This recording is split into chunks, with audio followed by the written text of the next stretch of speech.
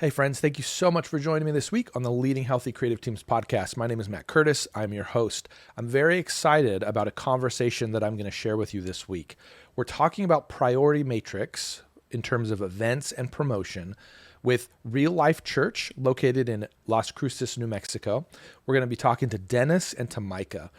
Dennis posted this framework of how to prioritize events for their church on Facebook several months ago. I remember looking at it, thinking to myself, this is going to be helpful for me as I talk to churches about how to prioritize events. Well, the more I read, the more I was just blown away by how robust it is. It doesn't just address the communication challenge, but it also speaks to the well-being of staff, the workload across the whole team. It does a lot of really cool things. I want to encourage you to listen to this episode with certain ears. If you're a creative leader, I want you to understand how robust a solution like this really is. At one point in the conversation, we start getting into the implications of having a priority matrix like this. It's not just a limiter that solves your communication problems. It's a much bigger solution than that. The reason that's important is because as communication leaders, we often get impatient with how slow our vocabulary, how slow change happens in our church.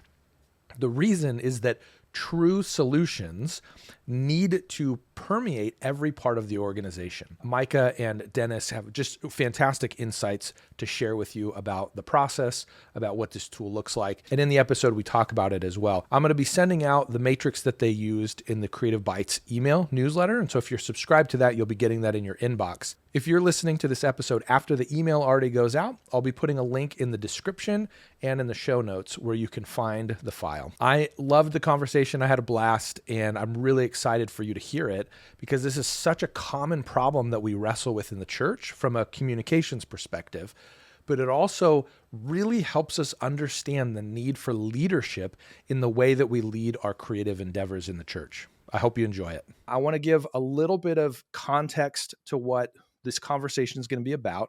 But first, I just want to hear from each of them. So Dennis and Micah, we'll start with you, Dennis. Tell me just a little bit about your role, what you do in your church. And then from there, I'll provide a little bit of context and then we'll get straight into the conversation. I currently serve as the brand new executive pastor at Real Life Church. Prior to this, I was serving as the groups and discipleship pastor in a volunteer capacity. My full-time role was with the Send Network and the North American Mission Board, working with church planters and recruiting, equipping, training, deploying, coaching, mentoring guys that are starting up new churches all throughout southern New Mexico. That's awesome. Micah, how about you? Well, I have had quite a change in roles myself. So I came in as the kids director. I'm now on our executive team and kind of help steer some decisions. I am the pastor director oversight for youth program, and I'm also offering leadership to our women's ministry. So having fun in a few roles. The first thing that jumps out to me in this conversation is me coming from a creative background. We're talking about a priority matrix for the types of events that we have in our church, but neither of you are coming from a comm perspective. And so for me, this is one abnormal in the sense that I feel like I'm always trying to champion these changes. And yet you two are the ones who originated this in your church in terms of, proposing it and all that. So I want to hear more about that story. But first, for those listening or watching, the priority matrix is essentially it's not a value system. I use that language just because it's easy to understand, but it's not saying that one ministry or one event is more valuable or more important than another.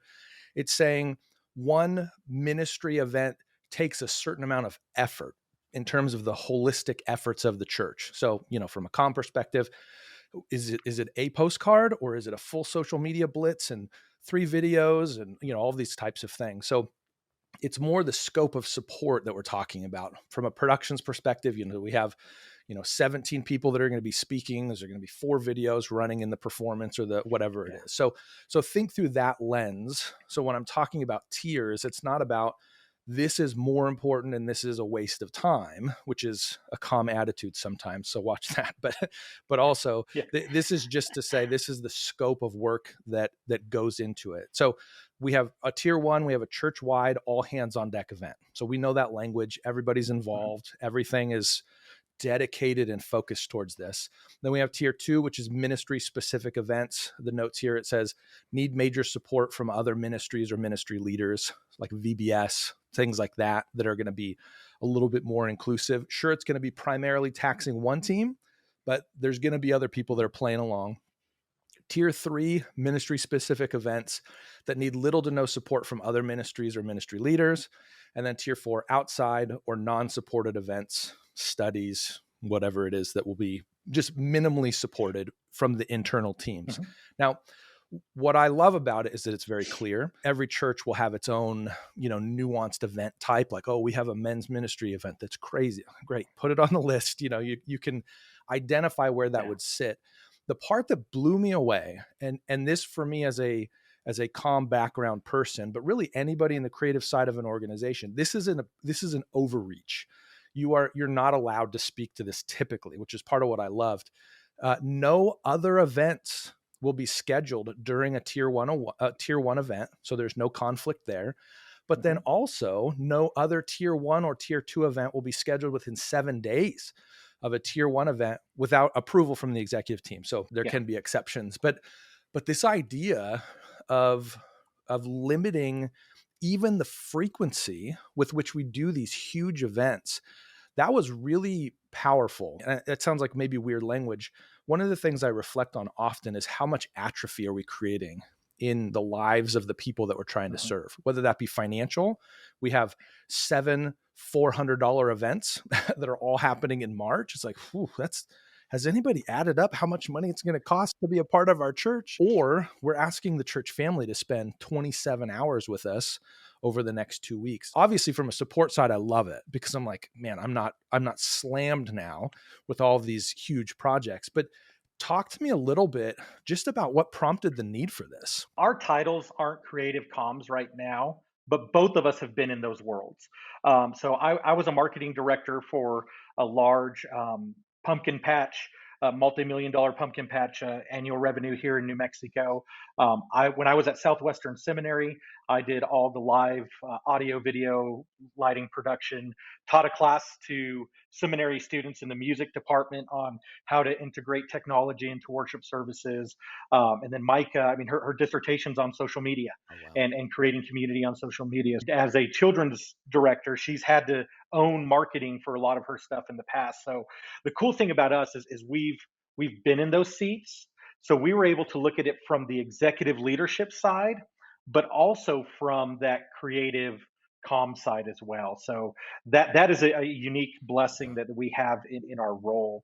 But what really prompted this was efficiency in our staff meetings. Because prior to introducing this, any request for any event would go to our all staff meeting. Just everybody that's on staff, we sat in a room and somebody would say, hey, I got a call about this event.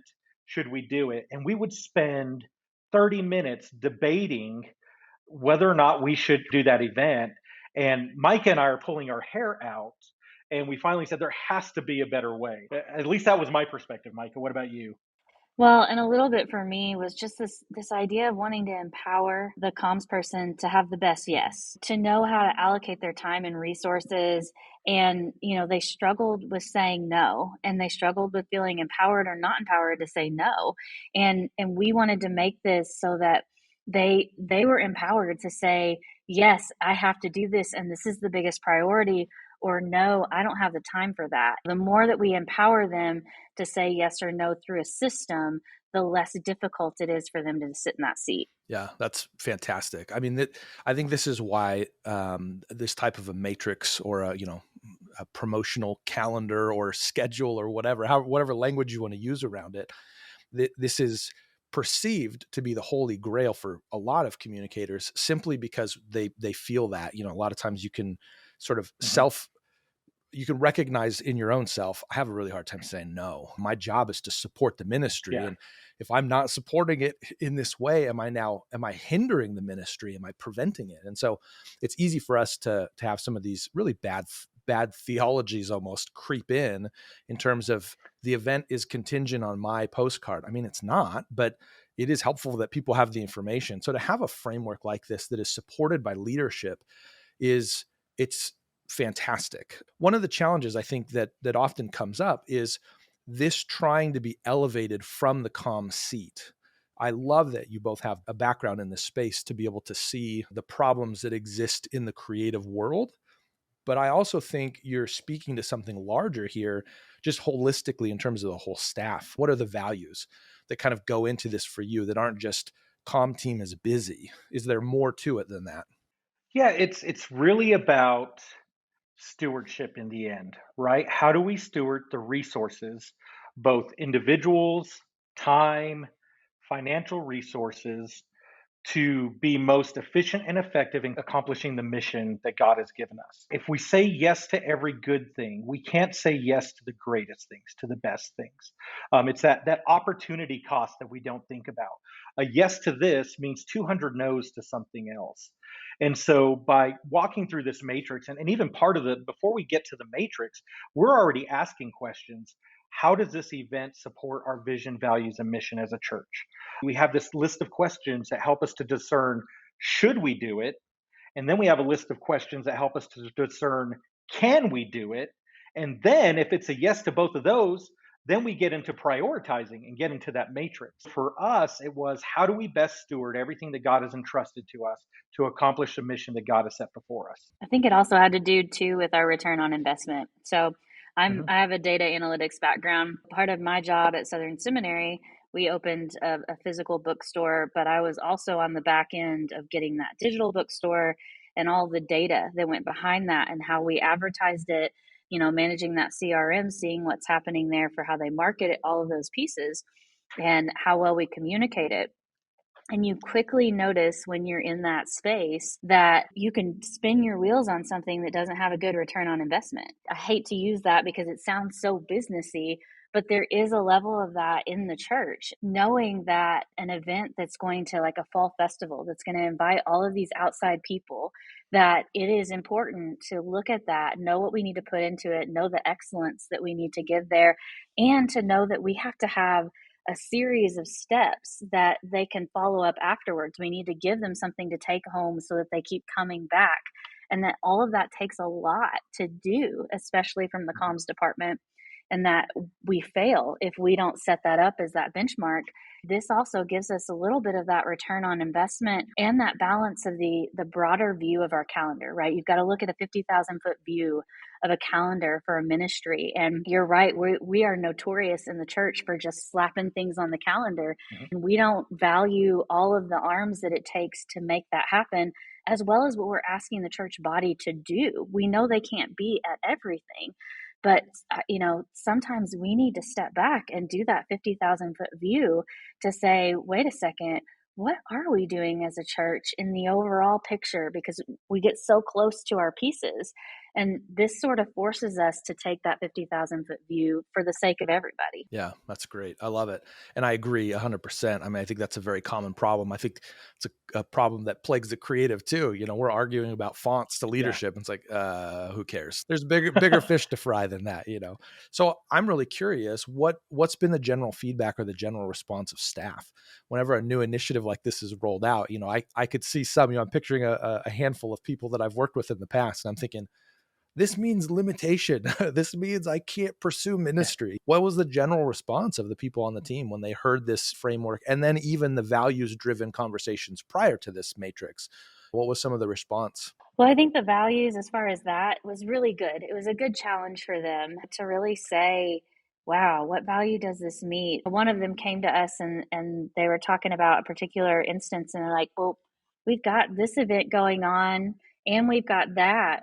Why? And this doesn't actually reach people with the gospel, so it doesn't meet our values. And never before had they asked that question. They had never said, oh, wait, does this actually have a gospel intentionality? We can be Habitat for Humanity and we can do 100 good things. Mhm. But what makes us different as a church is that we carry the gospel out. This became a great question for them to sort through. Now, were there hiccups as they've learned it or they've tried to figure it out? Of course, but they're good conversations. They're healthy conversations as they sort of wrestle with that and sort through it. ultimately it's made us stronger in the sense that we take this look at things from a different lens to make for sure that we understand what the actual value is and where it's going. And so it makes it easier on them in some ways, and it made them think a little bit more too. Yeah, and the cool thing about that specific staff member Micah's talking about is she went from looking at the values and how it related to our events to looking at the values and how it related to everything at the church. She just started seeing things in a whole new way. And for me, as a leader, I was jumping up and down inside, yes, yes, yes, because ultimately, this is so much more than just a strategy or logistical tool. This is a culture shaping tool. We are saying to our staff, to our church, we are sold out for this mission. And that's going to be our sole focus. Anything that distracts, no matter how good it is, deters us from this mission, we're going to say no to it. Not because it's not a good idea, but because that's not the mission that God has given us. And guess what? That may be the mission that He's given to the church down the street. And both of us are going to be disobedient if we try and take what God has given to them. So it's really trying to build a culture and using this as one piece to build that culture. And as you know, I mean, you've been in ministry long enough, you can change systems and processes pretty easily. But when you're trying to change culture, it takes time. I think we saw that first kind of glimpse of how this could be used to shape the future of our staff culture. But the jury's still out on how long it's going to take us to get there and how much it's actually going to move the needle.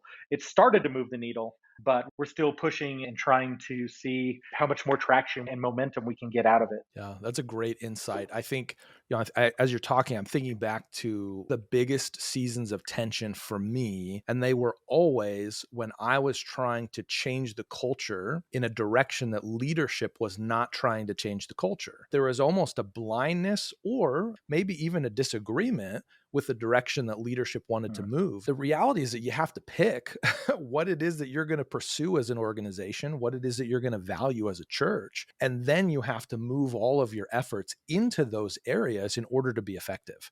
And if you're spread out across all of these different things, like you're saying, you can do 100 good works. But if the message of the gospel isn't being proclaimed, then I'm not sure why you're a church. You're a nonprofit and you're doing phenomenal work. Keep up the good work, but maybe just take the church part of the name off and keep doing the good work. If there aren't some guardrails as to why we're doing what we're doing, then we're just going to do whatever sounds neat to whoever comes up with the idea and convince enough people to jump on board. To see this as a culture shaping tool, I think is particularly important for the creative leaders in their context to say, look, your job isn't to shape culture in the way that maybe you want to from the executive seat. Work with the executive leadership to see opportunities, absolutely. To recognize how misalignment lower in the organization is causing the organization to drift away from the mission. Yeah, have that conversation, but be careful about implementing tools that intentionally create friction. Or if you see a tool creating friction or a strategy creating friction, pause a little bit and say, what's going on here? Is this a misalignment? And am I trying to move us in a direction that isn't where the organization wants to go? It's a really helpful thing to be thinking about as creative leaders are trying to initiate something like this. This is a bigger problem potentially that you're trying to solve that maybe even lives in your realm, so just be patient with the rollout of something like this or the presentation. So you mentioned a little bit, I'd love to know, how are things going? Well, as you know from church ministry, nothing is isolated and everything is intertangled, right? And so it hasn't been implemented, it is being implemented, right? We're in the process of implementing it. And part of that is, as we were walking through this, the question came up. I'm sure Micah asked it, who's going to own this? That had to start looking at job descriptions and org chart. And we realized that we lacked clarity in those things. So before we could fully implement this, we had to bring alignment to some of those things. And then we can give this over to the right individuals. We hit pause on the implementation to work on some of that, and then we'll come back to it. But what we have implemented is, as we've done our calendaring sessions, so we've had 2 of them under this framework where we've planned 6 months at a time. And we said, this is how we're going to do it. We're going to follow these things. That has gone really well. So, the way we do our calendaring sessions, we put a giant calendar up on the wall. We put the tier one events that we know we already have on there. And we already get those on the calendar so people know, don't mess with these events. Like you said, you can't plan another big event 7 days on either side of it. And then we let every ministry go and get their stuff on the calendar. And then we walk through and we say, okay, where are the tier two events? And we start identifying those tier two events, and we start establishing where are the conflicts in there, where are tier three events, so on and so forth, and kind of deal with it in that meeting. The first time we did it, it was a little clunky. We did have to adjust some events because of it. We just did it a couple weeks ago, and we looked at the calendar and we're like, there's no conflicts. Like, people got it. I was so excited. I'd never get excited over a calendar, but I was excited by the calendar that we were leaving with because nobody was stepping on each other's events. We were starting to see that the events were being values driven, mission focused. And so that aspect of it has been really good. There's still a lot of implementation work to go. Something real quick that you mentioned, and then I want to hear your thoughts on it, Micah. Just to kind of drive this point home, a matrix like this isn't just a matrix. You're pausing on your implementation and your rollout to say, our job descriptions need to evolve in order to account for some of the expectations that are being put out in this priority matrix. Have some perspective here that this is a core operating mechanism for an organization. There are a lot of dominoes that may need to fall. And so the patience factor of leadership to me is that you have a really good idea, and there's almost a lot of hope built into it, but you're not going to get there tomorrow. It's a long journey to get to what this looks like implemented. I want to call that out because I see this so often where we get impatient as creative leaders to say, we got to change. We got to change. We're used to Snapchat's going to be popular for 3 weeks. Like, we got to capitalize on it or else this thing's gone, know? So there's this impatience that develops, but organizations aren't run that way. So as we're elevating ideas, we need to accept that patience. So Micah, for you, from the perspective of implementation, what's been your vantage point in terms of how it's been adopted? One of the things that you referenced as being really important is the 7-day window on the tier one events and how tier two works. That was something that Dennis really created, and he really had good insight to know that we needed to be able to state that and state that outright. It really helped give that guidance as far as the implementation so that even our office manager can look at it. We were having a conversation earlier, and I was like, hey, I've got this big camp coming this summer. Are you going to make for sure that nothing is happening that week at the church? Because I need to know that you're the one that's going to do it. And she said, yeah, I'm reaching out to this. I think we can move this here. I think we can do that.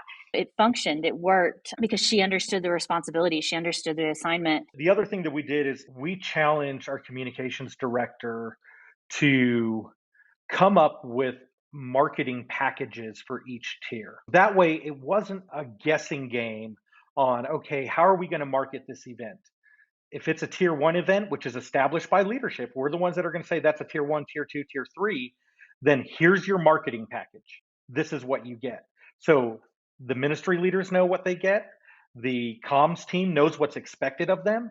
They're not having to sit down for every single event and say, well, should this be an email? Should this be in video announcements? Should this be social posts? Whatever, because we're already lining that out. So it makes it so much easier for that comms person to say, I have a tier one event. Here's when the event is. Here's how I fill out my marketing calendar. And they already know what to do. That has been a big help on the implementation side. It governs what you need to fight about. I don't like using that because I don't want us to be fighting about these things, but there are plenty of times where I feel like the first conversation with your comm team, you're trying to request a project, you're taking a deep breath, you're mentally preparing for an argument or a disagreement, or they're not going to give me the postcard. Like, what's my plan B? You're already on plan B before you've even had that initial conversation. And so now none of that's part of the conversation. It's all gone. Now it just becomes, let's have the conversation about my project, the heartbeat behind it, what I'm trying to accomplish, etc. It really removes a lot of those hurdles. Boundaries create freedom, right? They don't limit freedom. My relationship with Christ, right? I can look at Christianity as a situation where there's all these rules, there's all these limitations. But the reality is they're there for our good. And within those limitations, we have complete freedom to live the way that God designed us to live. This is that same sort of thing, right? We're defining the canvas. You're not going to the art store. Now you have 50 different sizes of canvas that you have to pick from first before you even start working on the painting. We've given you the canvas, so now you have the freedom to dream and create as the creative. It's the same thing here. We've given the boundaries. We've said, here's your canvas, go create. Focus your attention as a creative on creating things, not the logistics of how you're going to service this particular ministry. Or the other challenge is, let's be honest, every minister thinks their event is a tier one event, right? They are trying to convince the creative why their project is more important than the other ministry's project. And it's the creative that's stuck in the middle of that. We've eliminated all that for them. The ministries don't have to fight one another for attention.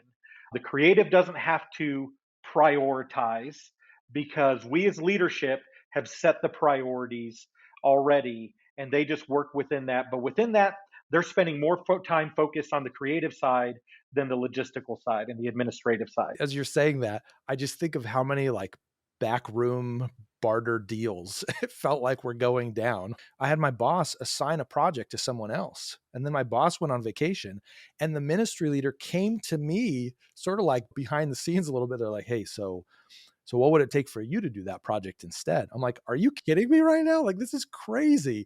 And so now I had to stop what I'm doing. I had to engage in this conversation. It had an emotional toll in the sense that I was in this really complex situation of, do I work this for a friend or do I betray him? You know, to have those decisions already dialed in and removed from the conversation is just such a powerful thing. I think it's a great solution. Anything that would be a general encouragement to churches that are sort of wrestling through some of these things? One of my big things is empowering people to lead up, right? You mentioned earlier that it would be hard for the comms person to come to the executive staff and say, here's a better way to calendar our church, right?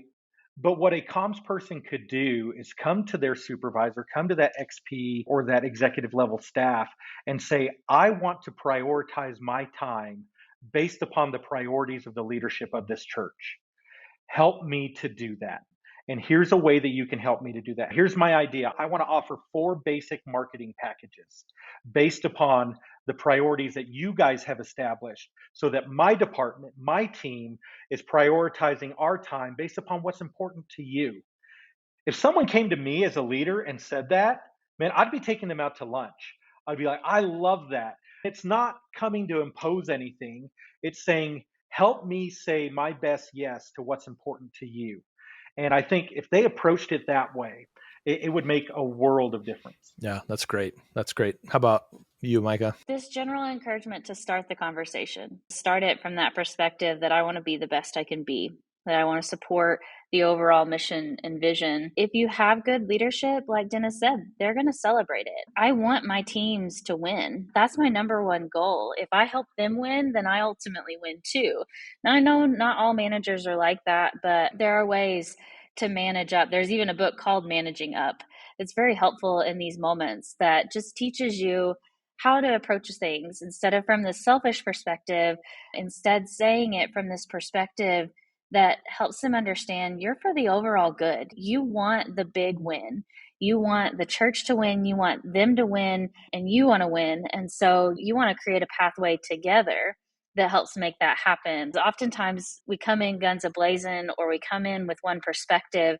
And just like Dennis referenced earlier, we sharpen each other. He and I may have the same philosophy, but we're going to go about it 2 different ways. That's going to be the beauty of this. We are better together. We are better together when we listen to the creative as well as the implementer. We need both parts. When you come with that sort of humble attitude that it's about the bigger mission and vision and how do we accomplish that, then you're going to have some big celebration.